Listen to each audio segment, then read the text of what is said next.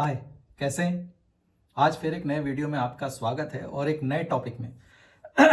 आप लोग ऐसे ऐसे सवाल पूछते हैं ना कि कभी कभी मुझे भी लगता है कि यार ऐसा सवाल भी किसी के मन में आ सकता है क्या। लेकिन अब सवाल तो सवाल है और मन में आ गए तो लोग पूछ लेते हैं। और जब पूछ लेते हैं गला थोड़ा खराब हो रहा है, तो जब पूछ लेते हैं तो फिर जवाब भी अपने को देना ही है ना। तो क्या सवाल है? सवाल आप समझ चुके हैं वीडियो के थंबनेल से कि क्या डॉक्टर साहब पाइल्स से डेथ हो सकती है ना। ये एक बहुत ही सामान्य पूछने वाला सवाल है। मैं इसलिए क्यों सामान्यतः पूछने वाला सवाल है, क्योंकि क्या होता है अधिकतर लोगों को पाइल्स का जो ट्रीटमेंट है वो प्रॉपर नहीं मिल पाता या वो ट्रीटमेंट प्रॉपर ले नहीं पाते। किन्हीं कारणों से उनका पाइल्स बहुत लंबे समय तक उनके साथ रहता है। ठीक है, उनको कष्ट देता रहता है किसी भी रूप में। तो उनको ऐसा लगता है कि अब इस पाइल्स से शायद मैं मर ही जाऊंगा, है ना। ये मैं साइकोलॉजी बता रहा हूं। पेशेंट की साइकोलॉजी किस तरह की होती है कि उनको ये लगता है कि अब ये ठीक ही नहीं हो रहा है, अब लगता है कि मैं मर ही जाऊंगा।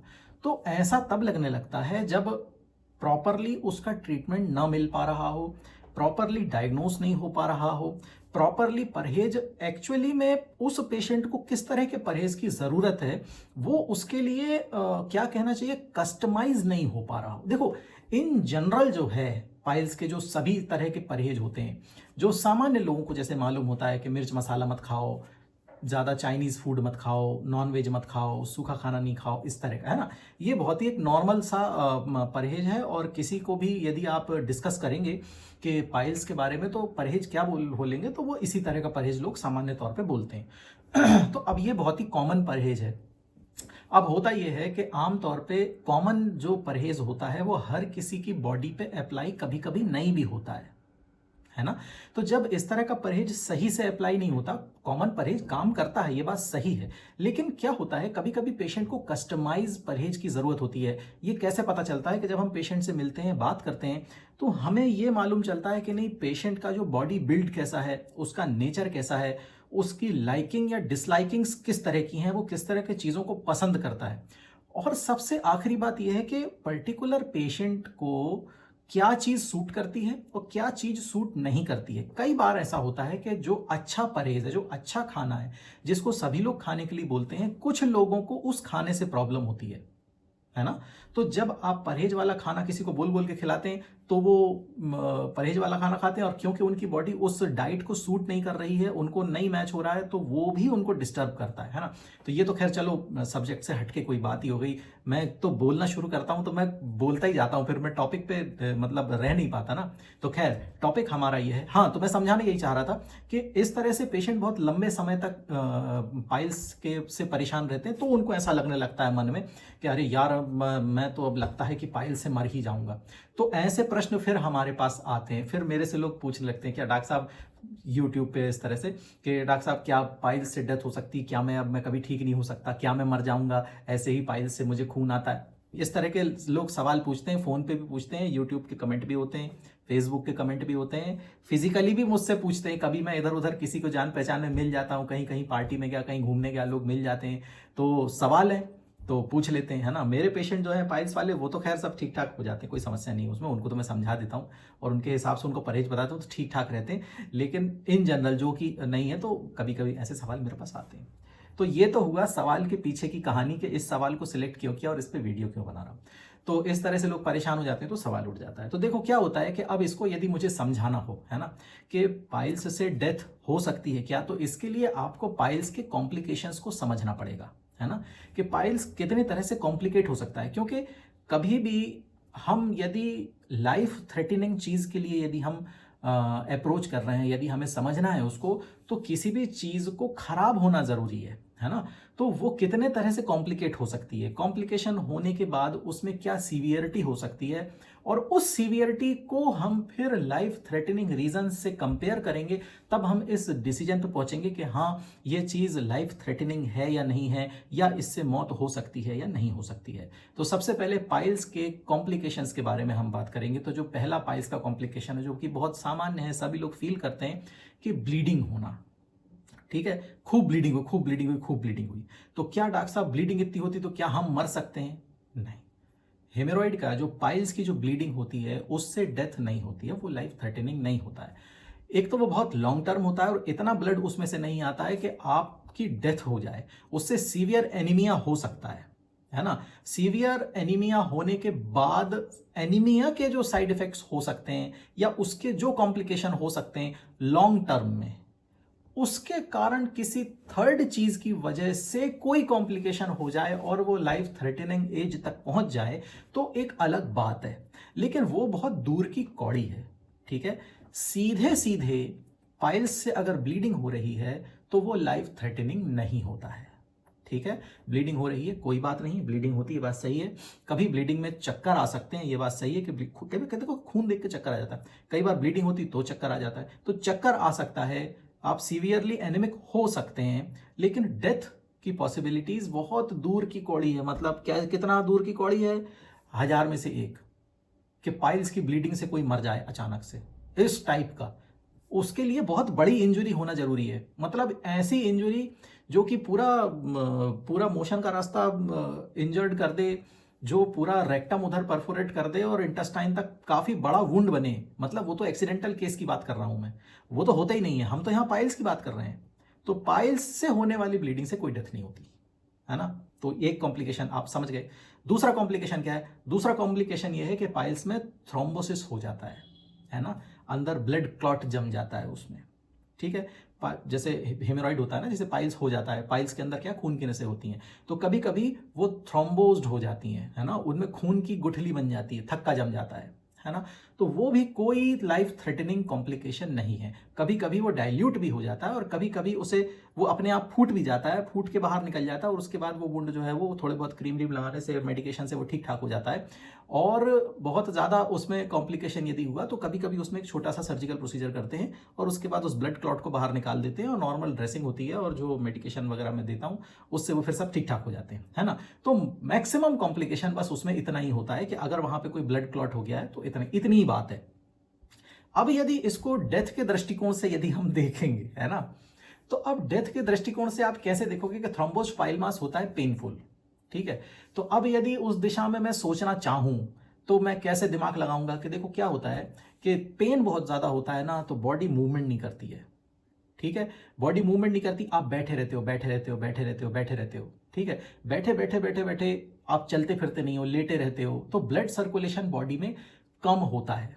ठीक है, तो जब ब्लड सर्कुलेशन कम होता है, ब्लड बहुत ज्यादा रुका रहेगा तो डीवीटी होने के चांस होते हैं, है ना, डीप वेन थ्रोम्बोसिस के चांस होते हैं।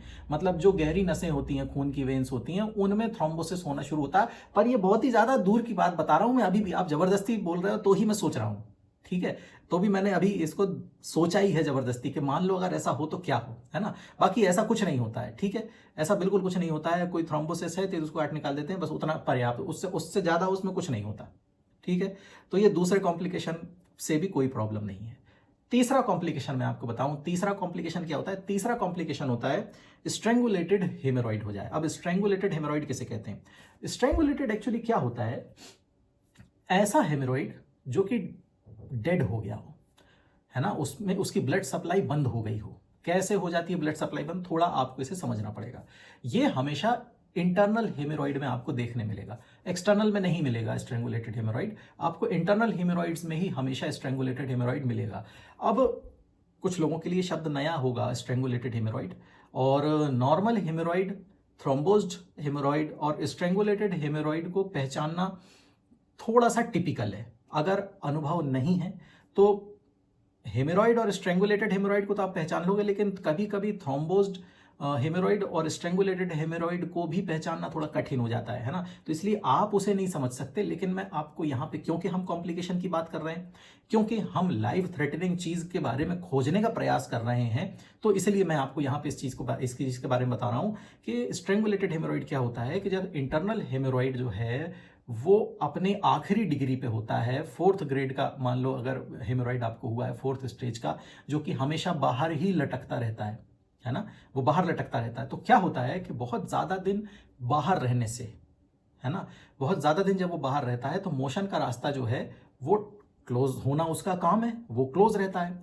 तो हेमोरॉइड की जो, जहां से हेमोरॉइड अंदर से बाहर आ रहा है ना, तो वो एक पूरी नस है, तो बीच में उसको वो टाइटली पकड़ लेता है।